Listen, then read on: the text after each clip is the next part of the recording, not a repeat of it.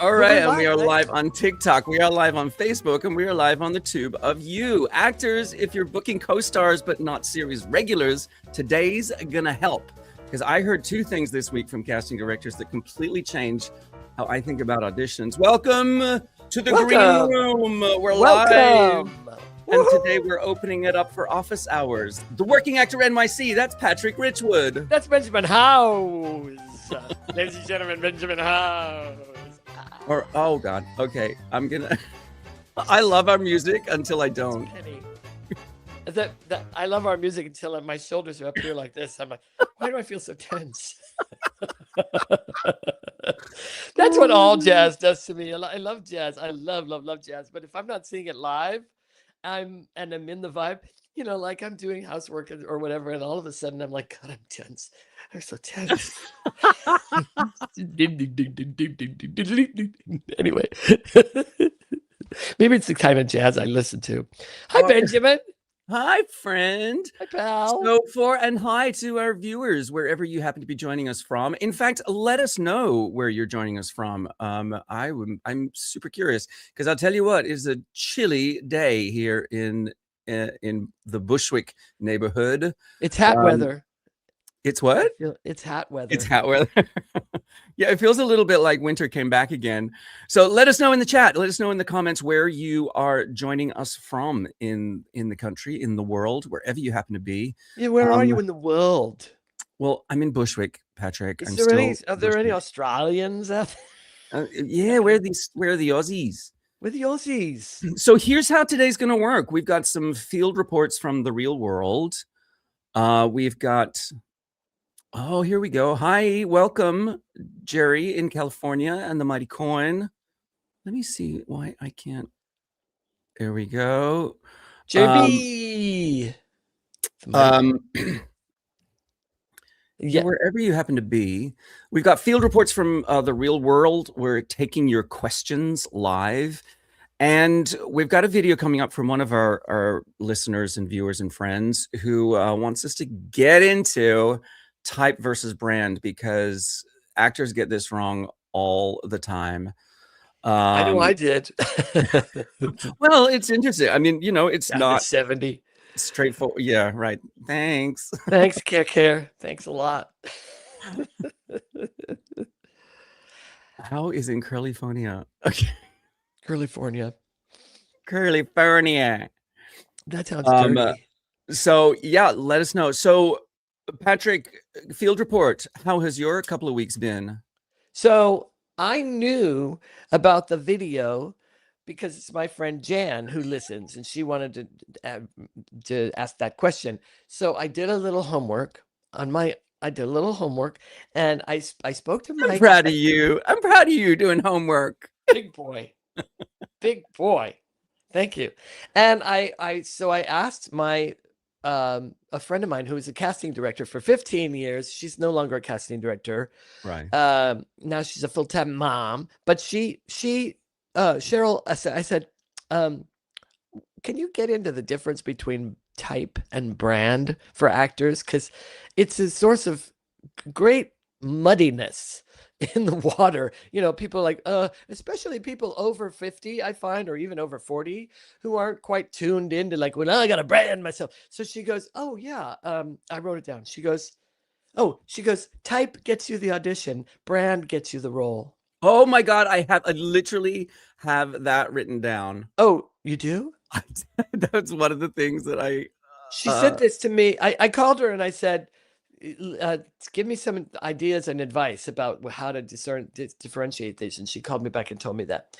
But she said, and then I was doing some homework and said another way, you can look at like type is what and brand is how. So like, for instance, if I'm a brand, if my type is, let's say I'm nerd, or I'm doctor, I'm a professor or judge or mom or whatever, that's what gets me in the room. It's my physical type. It's my Well, we'll get What do into you the call that? details of all of this in Oh you yeah, know, yeah, when yeah, we yeah. Well, yeah. yeah. So anyway, but that's what she said, and I was like, Yeah, that's super interesting that I kind of had the same thing written down.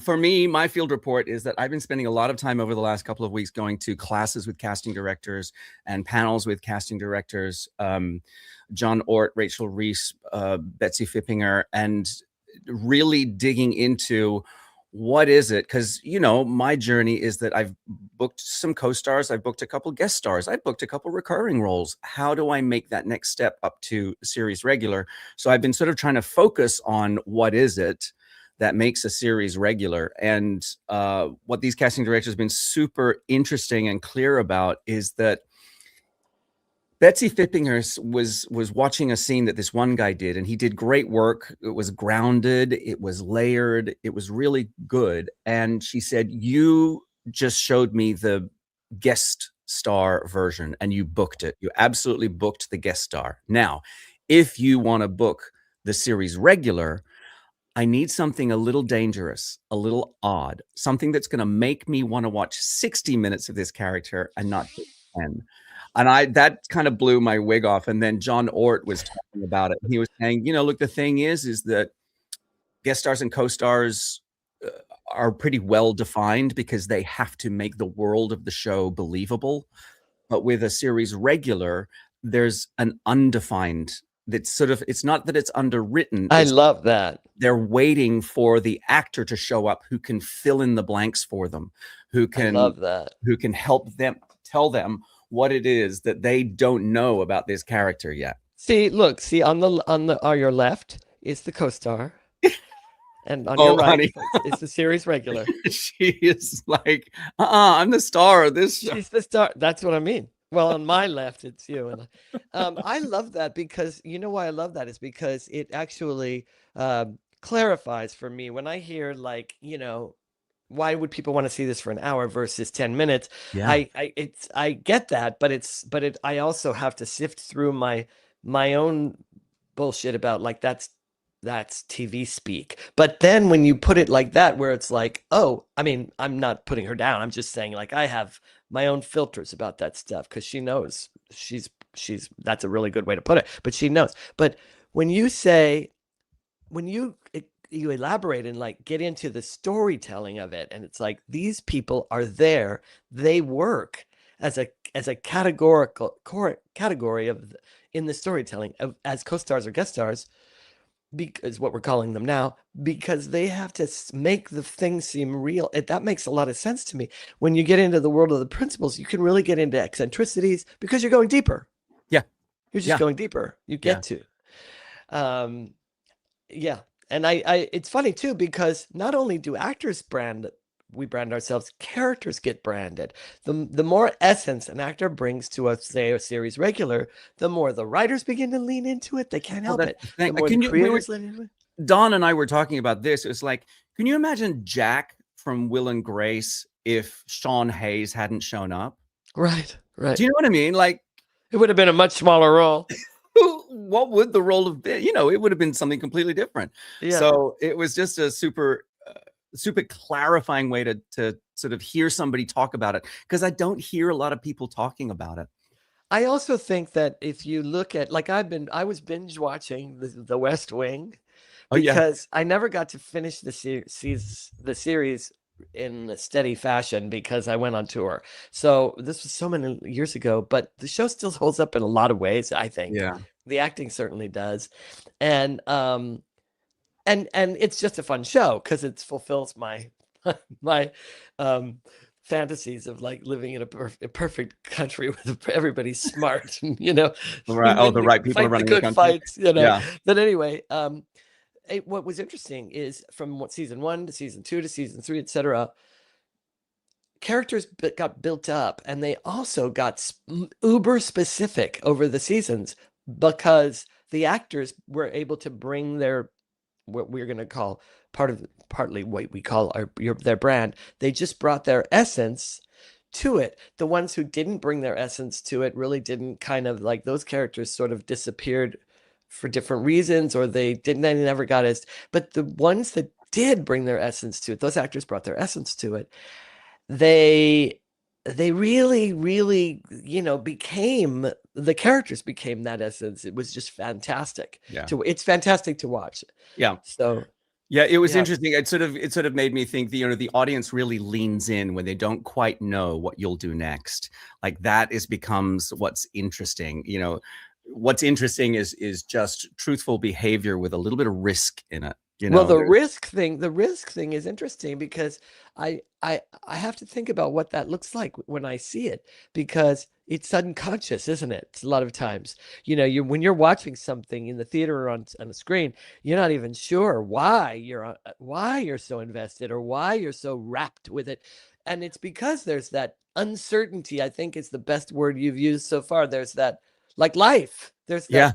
that unknowable quantity, Well, and I loved it when Betsy ingredient. said something a little dangerous or something a little odd, and it just makes Yeah, you go like, and you may, as you literally say, you may not even clock it in the moment, but there may be yeah, that you don't. something that you'll sort of like, I don't understand what that is, and I'm not going to think about it right now.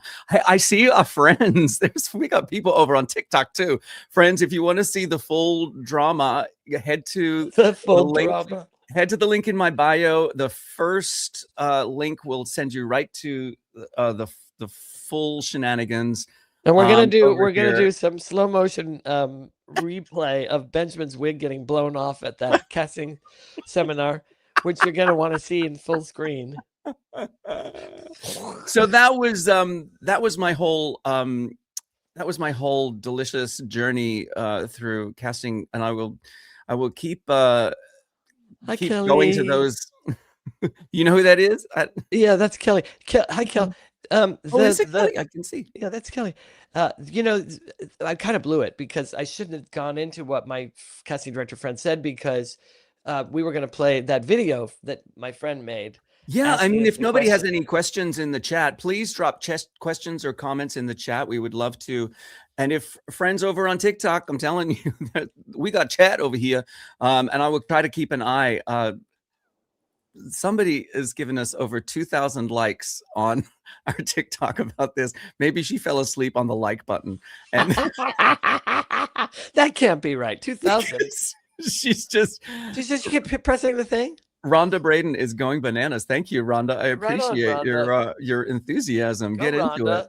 Rhonda. Yeah. So if nobody has any questions in the comments yet, Maybe Rhonda has a question. let's hit up. Okay. How do you What's the difference unlike? between branding and typing? Who that is? It's Jan. That's Janet Anderson, who is an actress who, this is a great story, and this is why she's asking. Jan was an actress for many, many years, and then she switched over into working on Broadway backstage, and she did that for a long time. And then when she finally sort of retired from that, pretty much, she was like, okay, well, now I'm getting back into acting. I want to do film and TV. And so she got back into it, and she started working. Oh, great. So she did an American Horror Story, then she did a thing, and then she did a Michael Che, then she did right. and so now she's kind of like in both feet. And look at her. She's so typable. She's so castable. So Yes. I mean, some people would look at character people like me or Jan or whoever and go, in their foolishness, they'd go, well, you're not castable. Are you kidding? It's just that we're in a specific niche, right? And so I'm always trying Yeah, I to disagree with that. remind my friends who are anything but the classic leading type, or the classic sort of, easy to frame. Well, that's the type. thing. Yeah. There's no shelf life for character work, and there really is no shelf life. You can be any age. It's as long as you have really figured out what your type, what your brand, and what your type are, which is why she's asking. And I feel as though there are some shows where they are not interested in an easy look That's for a true. particular role. Do you know what I mean? Some shows are. I mean, let's get real. Back in the day of soap opera, now verticals or whatever, of course, they want to be able to look at an easy to cast type. And I think there are shows out there that are literally not interested in that. And is that what they call them now? Verticals? Because they're watching on their phone? Well, that's a whole new thing. The verticals are these new short soap operas that are built for the TikTok screen. You don't know this? No, I didn't know about that. Where the hell you been? I want Where to make you one. been? Let's do one.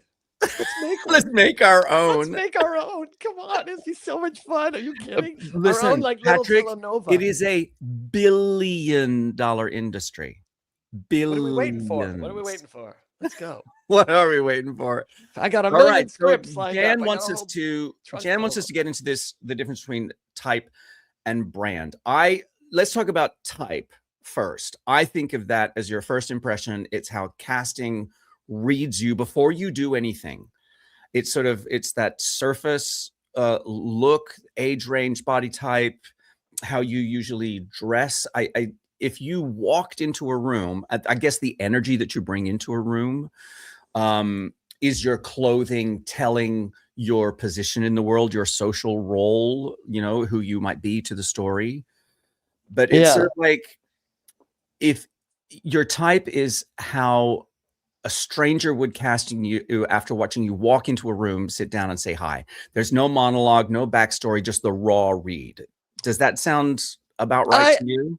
I think it goes even further forward. I believe your type is what your picture says, and that your type is what moves you into the room, or has them think about moving you into the room before they've ever even met you.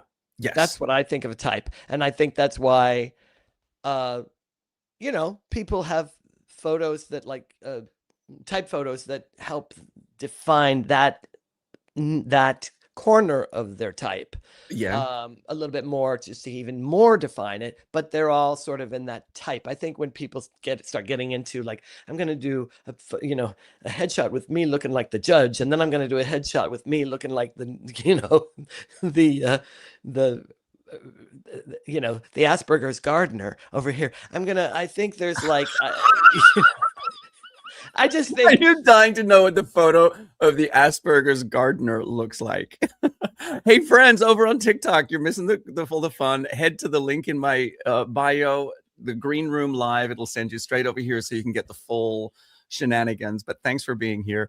But what does the Asperger's gardener look like? I'm dying to know. Oh, I see it. Oh, I see it so clearly now. As opposed to the judge, which is like, oh, he smelled something bad. Oh, there used to be, back in the 80s, there was a whole trend, which I never got into because I didn't want to.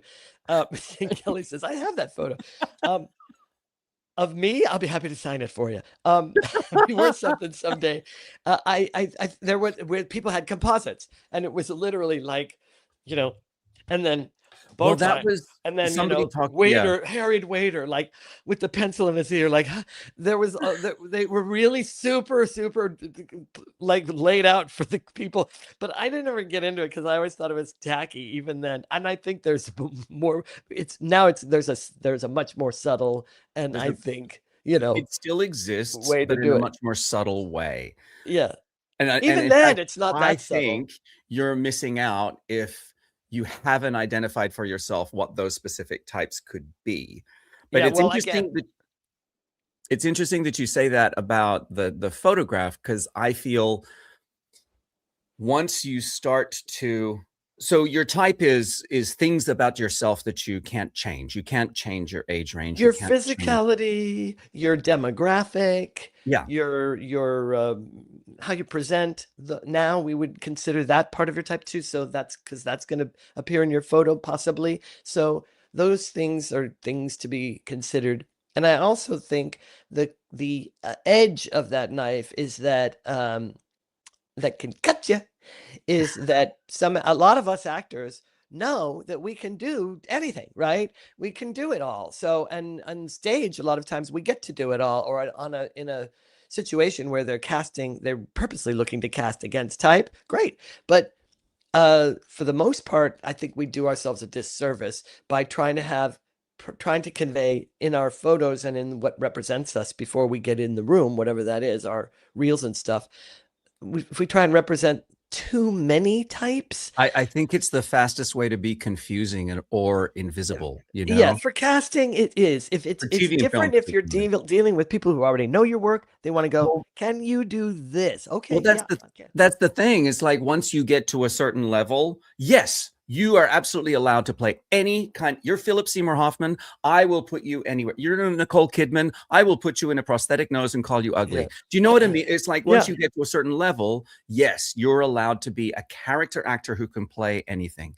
But for those of us who are on the working track, I think it helps to be specific. Yeah. Now, yeah, I think that's another key. Type is very specific. Brand, which I consider to be your essence.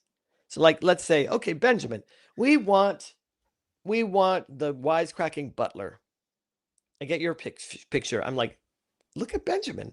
He fits the bill physically. I can see that guy, that face doing, looking sideways at the guy, at the maid. Okay. All right. Let's have him in. Now, you being you, you're going to bring at least some portion of an essence of the role with you, because you'll have him, you want to have him at the ready, right? Hi, how you doing? Nice to meet you, blah, blah, blah. But we can see in your essence who you really are. I'm sorry, you asked for the wisecracking butler?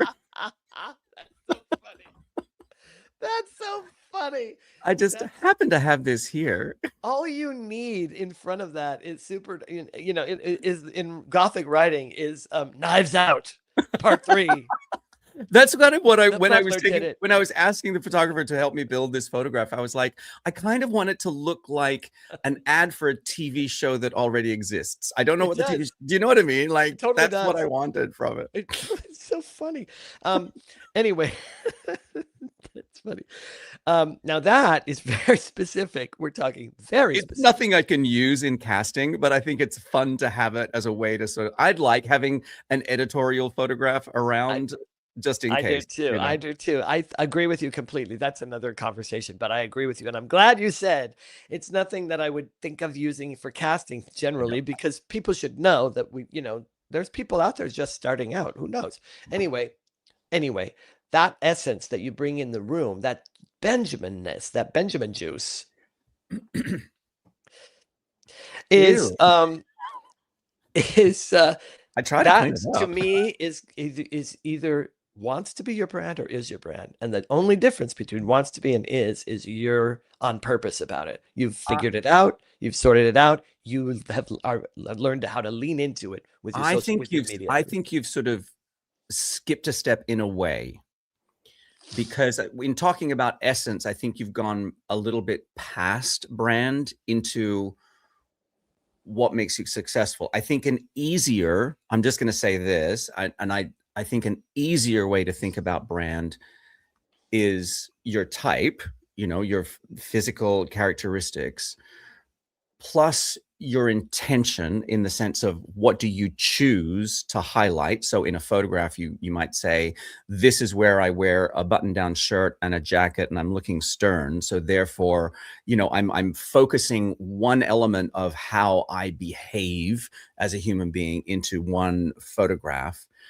But then I think that the brand is also, do you book in that? Is there proof that that's part of your brand? So I think that the brand is sort of type plus intention. The brand does have to be proven in order to fall into the category of brand, doesn't it? It really does. I think so. You're yeah. Right. But it's all very well for me to create it's all very well for a balding middle-aged man with a bit of a paunch to go into the room saying, yes, I am a leading man action hero, but the receipts aren't there. That's right.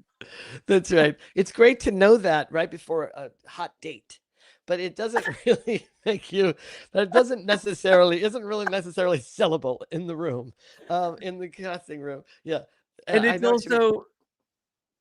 it's also like, now I might be the suburban dad who ends up saving the day, but that's a different type of hero. Do you know what I mean? Like, yeah. Well, when I did a long time ago, I did a course. It was a really cool course about the psychology of being human. It was just a really fascinating course. And one of the topics they spent a lot of time on was what they are called the occurring, and what it came boiled down to was how you, all the really good, sharp, finely honed power you've got is mostly how you occur for others. It exists in that.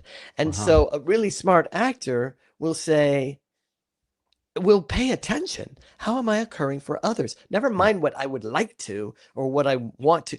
How am I? That's the first place to start. How do I occur for others? And in there is where the brand lives, in my opinion. So therefore, I would say one of the things that distinguishes it for me between type and brand, because that's what we're talking about too, is brand type happens or can happen before you ever meet them. Yes. It happens with your picture and your reel. Yeah. And you're like that. Brand begins once they've either I'm going to say, for the sake of this conversation, to keep it clean, like once you walk in the room, then your brand can start having its effect on them. And then side alongside that, what your brand is has to be proven. So you got to pay attention. How am I, do your feedback, do your follow-up, figure it out. Like how do I come across? Say again what the casting director said to you about it. Oh, she said she left. We didn't talk. She left me a message. She goes, in my opinion, your type gets you the audition. Your brand gets you the role. I get what she means. Do you know what she means? Yeah, I do know what she means, and I agree. I think, and then but then she didn't get into. Well, I haven't called her back yet. I didn't have time. But what she didn't get into was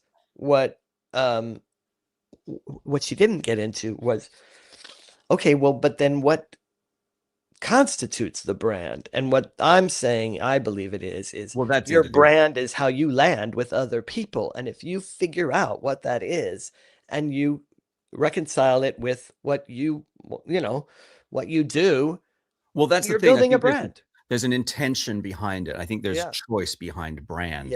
Yeah. Type is what they see, and brand is what you show them on purpose. Yeah, that's true too, isn't it? It's like your type is kind of like, I can't help it. This is it. Yeah. Like my type for me would be, if I may, would be nerd or goofball or dork, or also like not, like eccentric or all those kinds of words. I'm trying to think, to describe my physicality. Yeah.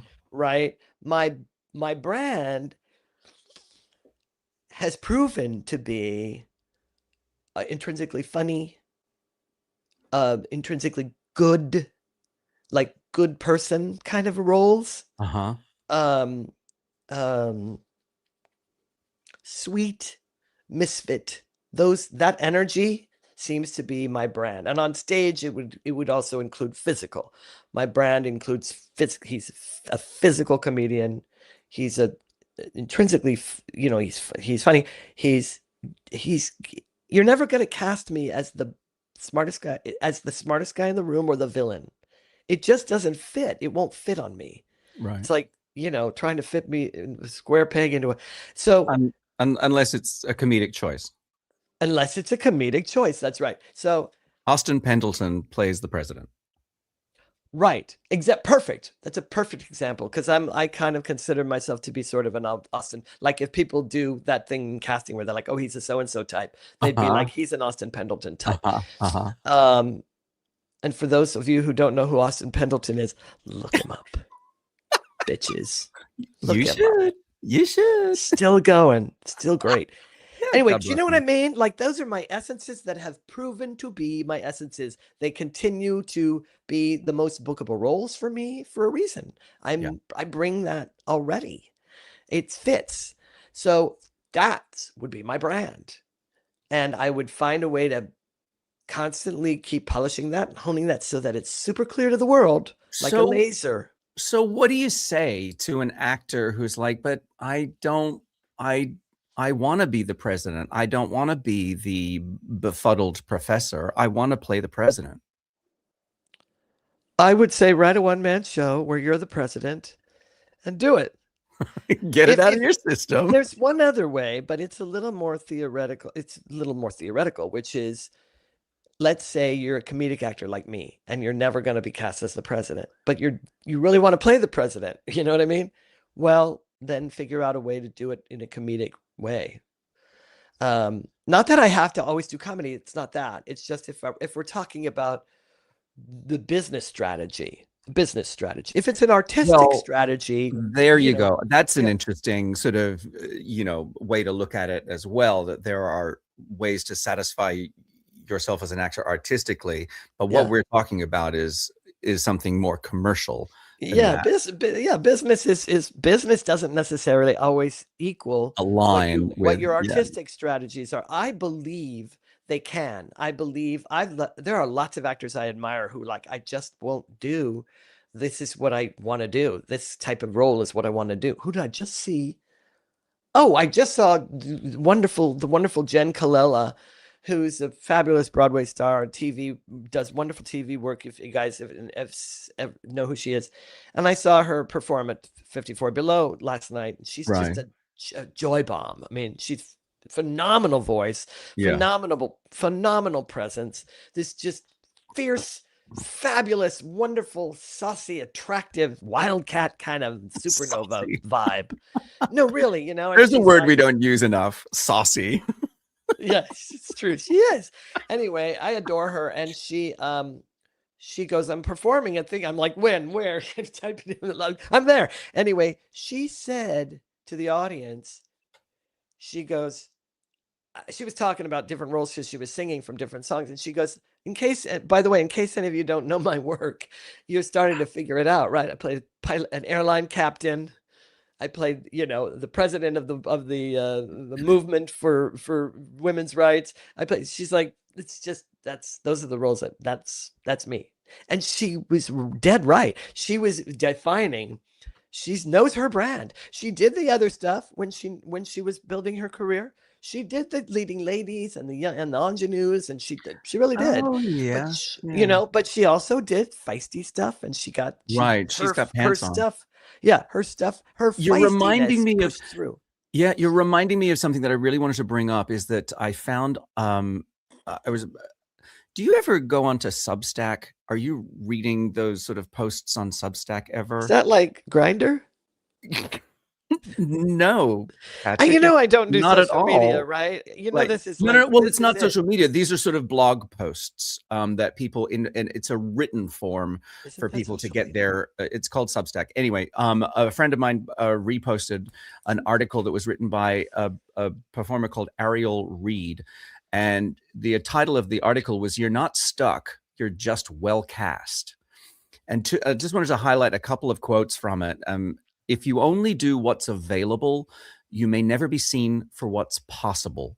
We're always conditioning how people perceive us through repetition, through presence, through what we reinforce again and again and again. And I thought that's what we're talking about, isn't it? That's just that it's just the only thing that's new is that now we call that branding. That's been going on since the beginning of show business, but now we call it branding. That guy said it perfectly, in my opinion. Is that a guy or a girl? Anyway, whoever Ariel was, they said it. Bravo, brava, bravi, bravissimo. To all our friends on TikTok, come hit the link in my bio and let it send. The first link will bring you to the full shenanigans, which we've got over here. Get on into Benjamin's bio and click things. Indeed, a good quote. Yeah, that's a really great quote. In fact, I want you to send that to me because that says it all. What was the other thing she said that I highlighted? Oh, because the truth is, you don't become the authority and then get recognized. You get recognized repeatedly until you become the authority. And we've talked about that in our careers on stage. We've actually talked about this, about how you've done something for like we were talking about with comedy. I've been doing comedy on stage, building physical business and lotsies and character work and layers, and for so long that now people are like, see what Patrick does, and it's like, oh, now I'm Yoda. But it is through that repetition that people start to recognize that over and over again, right? Yeah. Yeah. And I don't think there's anything that if you feel stuck in there, then I think you're thinking too small, because there's worlds and worlds inside the smallest adjustment in a role that's like several others that you can either look at it like this is just like the ones I've done before, or you can find the things that make it unique and live on its own, Yeah. if you're talking about feeling stuck, because I've been there. I understand. It's like, don't just, I worked for a director for years that only saw me as that guy that could make a meal out of a small thing. And I was like, can't you see me as anything bigger? Don't you think I can expand that? And then he let me a little bit. And he what let happened? me, and that I did a much bigger role, and it was great fun. And it was very successful. People leaned into it, and for a lot of people, that's their favorite role I've played. There's a sense, right? Are you talking about Princess Diaries? No. What are you talking about? Yes, Mr. Mr. Robitussin. Yeah. Mr. Robitussin, is that what the name of the role? Yeah. Yeah. And it's not like that was like a major, but I mean, like, for me, that was a big leap step of faith that he took. Yeah. Yeah. That Gary Marshall took. Yeah. Yeah. And if you're fighting against the way people see you, I feel as though you're delaying your own progress. Do you know what I mean? Like, because you went with it for such a long time, you got to the point where you were able to say to Gary, how about we try something a little more expansive? Does that make sense? Yeah. I hope that people learn to value themselves enough to fight for what they believe they can do. Again, I wasn't going, come on, cast me as the villain. Cast me as the president. lead. Cast me as the romantic The lead. romantic I was lead. just saying, can we fill, I can do a lot with very little, but I can also do a lot with more. So, like, that was a good fight for me to pick. It wasn't out of the question. It wasn't even a fight. You had the chops to back it up. Gary wouldn't have screwed his own production by putting somebody who couldn't do it. You know what I mean? I like to think so. Well, here's an honest question. Did you audition for the role, or did he just say, yes, you can do it? I'll give it to you. No, he just gave it to me. Did he really? Yeah. You didn't audition for Mr. Robitussin? I have never auditioned for Gary Marshall in my whole life. Except for that one time when you were in his office doing all of your characters for him. Yeah, you know that story. Yeah, but that was really more of a, like, a general kind of like a, let me see if I can make this guy that's been making me laugh all these years laugh. So, so I did.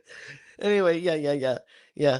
Do you think that? So here's a real question. So once you've accepted your type and honed it into a brand, into something that you put out into the world, does that then limit your long-term possibilities? Does it limit what you can do?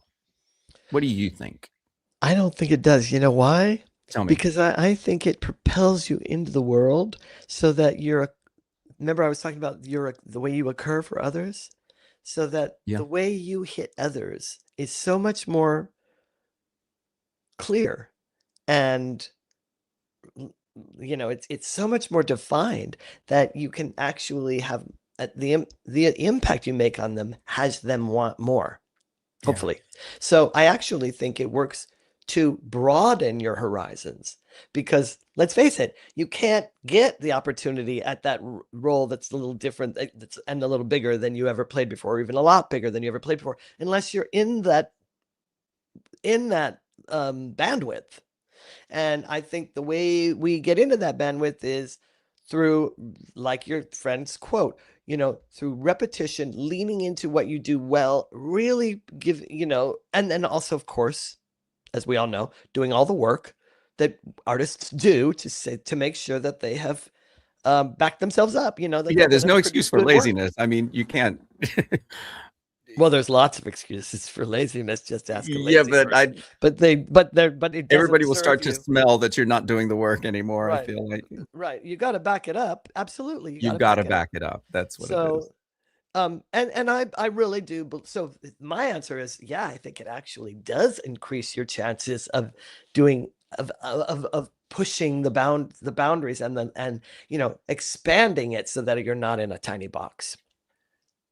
Agreed. I just want to, I guess we should do a little bit of housekeeping in the sense that, friends, if you're watching us on YouTube, please like this live. Send us some more comments. Oh, I did want to circle back to a comment, which I will get to in a second. But yeah, please hit the like button, subscribe to our channel. There's lots of content there for you. Yeah, we like you. You should like us.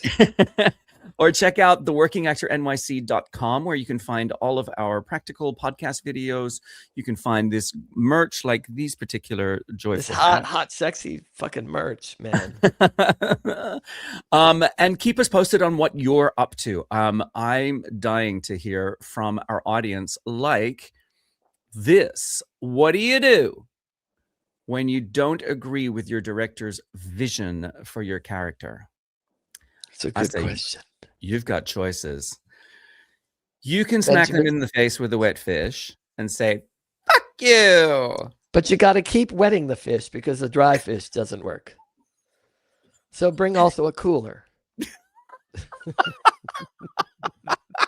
Plan ahead. That's part of the acting. Plan ahead. You've got to do it. I'm trying to. So have you ever had that experience, though, when you and your director are differing on an aspect of the character? Oh God, we've sent him into hysterics. No, I've never had that experience. You've never had that? Oh. Yes, I have. And I think that the best advice I ever got about it, because I've battled it different ways. Some ways have not worked at all in my favor, and other ways have caused, me to then have to like circle back and go, I don't want to discount the directors, especially vision. I don't want to suppress somebody else's creativity, and certainly the director's the person that's, they've got to make the final choice, right? Yeah. Where I get persnickety is when they are trying to micromanage me in a way that's making it so that I end up doing exactly what they hear or see in their head. That's different than, am I on the same path as you? Are we pointed in the same direction? Am I fulfilling the vision, right? And so those are the times that I've had to come back around to a director and say, I think we need to talk because this is shutting me down. And the best advice I ever got about it, Kelly, was to say to only deal with it in terms of what's most accurate for the story. If I've really done my homework with a play or a scene or a whole script, I'm going to be pretty articulate about what is the most accurate according to what the playwright is asking for, or the screenwriter is asking for. And there are some things that just aren't accurate. And you can point that out in that way. And it's not really, it's much harder to have a subjective conversation that doesn't lead anywhere and everybody's just trying to get what they want. You can be objective when you say it's, it makes sense for me to walk to the window when I say what a beautiful day it is outside, rather than go to the bar and mix myself a drink or whatever. I'm making this shit up. Obviously, that's bullshit. But you know what I mean? It's it helps me talking to about keep something more fundamental, though, right? I don't know. Is she? I don't know. The vision for the character. Vision for the character is different than the blocking. But do you know what I'm saying? It's like, I think Kelly's sort of trying to get to something sort of more fundamental. It's like, I see her as an outgoing person, and the director is saying, no, she's an introvert. I don't know, Kelly, if you're still here, let us know if we're on the right track. I don't know. When you say the director's vision for your character, that sounds like a sort of a broader term. in terms of Yeah, I guess I wonder how they got there after auditioning and everything, because I'm assuming, you bring the vision of the character, your vision of the character to the table right from the get-go. So I have opinions about this because I remember I worked with, are we dropping names today? I worked with Kenny Leon. Sorry, drops that name. I worked with Kenny Leon, and I remember him saying, in the rehearsal process, as part of the rehearsal process, he said, you'll have your ideas and I'll have my ideas. And if they don't line up, then we'll work through them. And in the end, I will decide because it's my show. And yeah, and I was like, I mean, as long as he's going to give you the chance to explore your idea of the character or your idea of how it should be played, I think that's, in a way, it is kind of fair, because in the end, he's the one who's got to make the entire picture. Yeah. He's the one who's got to make it all work together. So yeah, I think it's an unfortunate choice of words. It's my show, because it's like, well, it's sort of everybody's show. It's the playwright's show too. It's the actor. I mean, everybody that's doing it kind of becomes a collaboration. But I get obviously the point. I also, though, think the proof is in the pudding. In other words, I've heard that speech from many directors, and who don't hold up their end of the bargain. Who are not interested in hearing your not at all, the way to play it. No, I've witnessed it all, and a lot of times I've witnessed it where the director's doing it to someone else, not to me. So I'm even more objective. I can really go, wow, they're just battering that person. They don't trust them, or they don't like what and they just can't come right out and say, I don't like what you're doing, or try something, or they just. And I've seen it a lot, and it's like, the only time I've had it personally was in a much more sort of freeform experimental. We were all trying to figure out what the world of this show was, and it was a comedy. So I wanted to offer extreme physical slapstick sort of comedy, because I could see that there was room for it in this moment.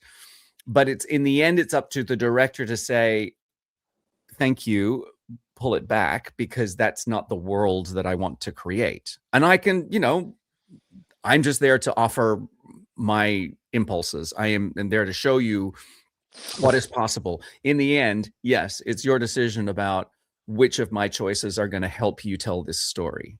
I think that thing, I probably shouldn't have gotten into a specific example about blocking, because I was just reaching for an example. But I think the accurate versus inaccurate thing actually still works, because if your director is like, you're playing it like an extrovert and I want an introvert, you can say, why do you want an introvert? What makes this person an introvert to you? Here's why it's an extrovert to me.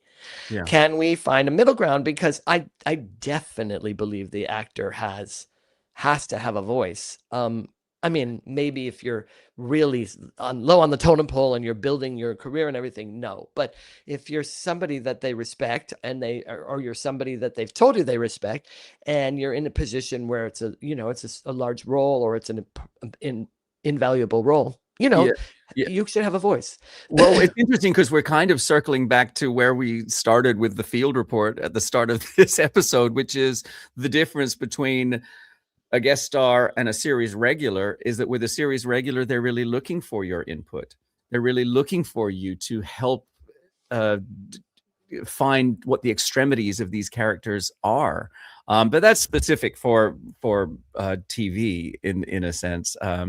Yeah. That's very specific for TV. I mean, if your take on a character for an audition is not the director's take, or the writer's take, or the showrunner's take, then you're not going to book the job. So, right. And in the commercial world, it's really super specific. Like, if you don't continue to do exactly what you gave them in the audition, unless it's a campaign and you've got some room to grow in the character, if you don't give them just what you gave them in the audition, they're going to get upset, because it's like they're looking at micro decisions in the 5,000 people that they've narrowed it down to you. So it really does also come down to, like, well, we want you to say it like you said it in the audition, or we want you to do that. Fair enough. I can do that.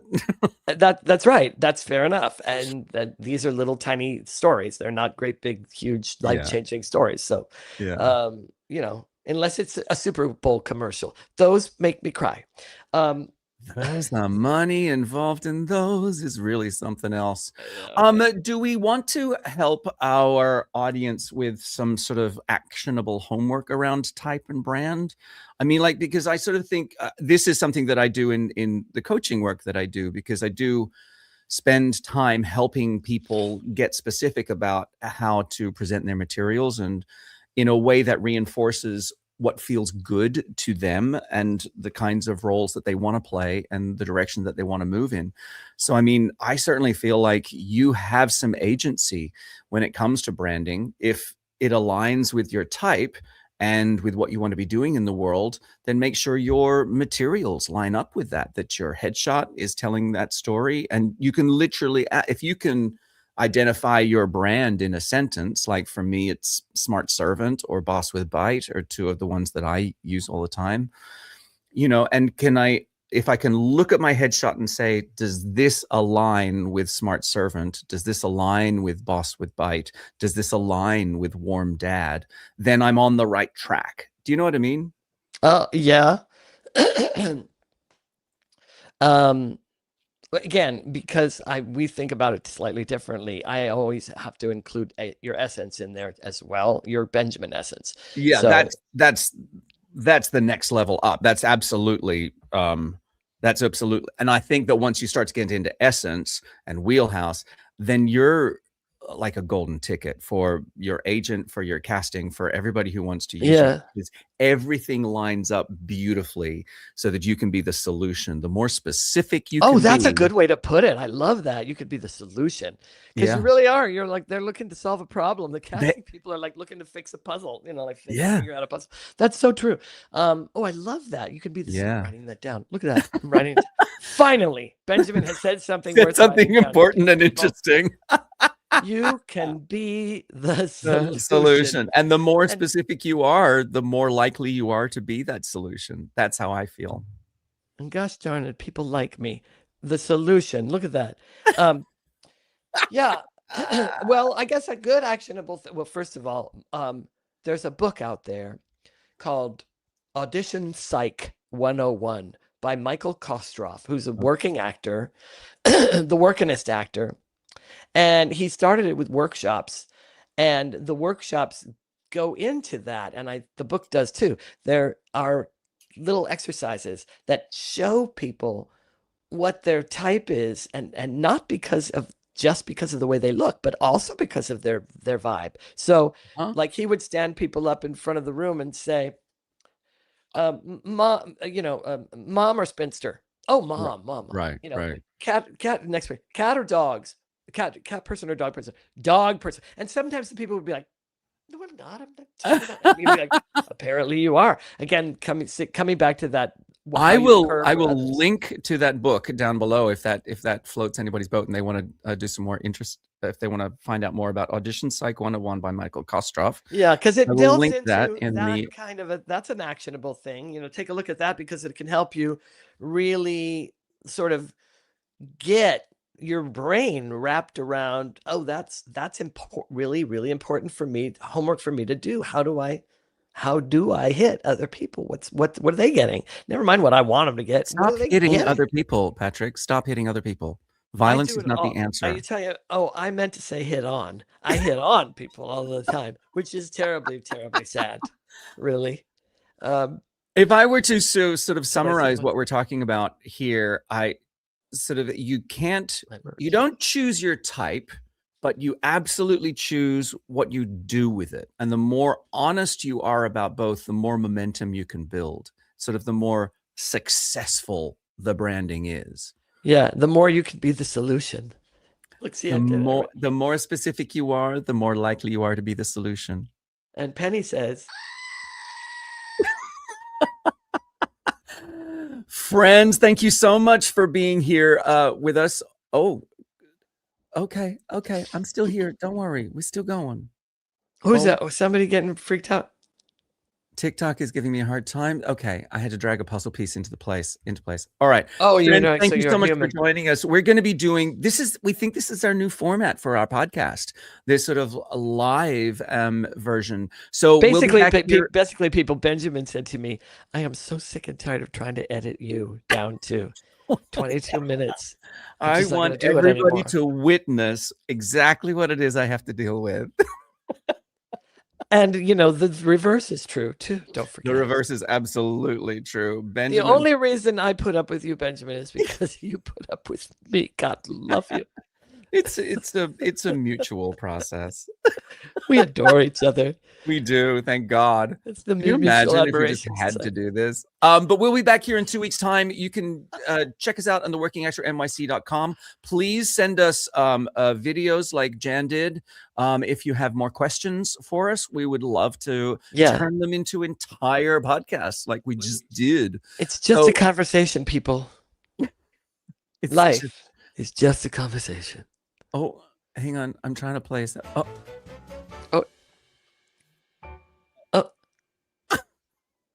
Wait, was that the end of it?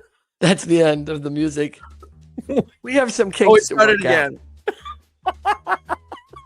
Thanks for joining us. We'll see you back here in 2 weeks' time for the Working Actor NYC. Thanks, you guys. Love ya. Mean it.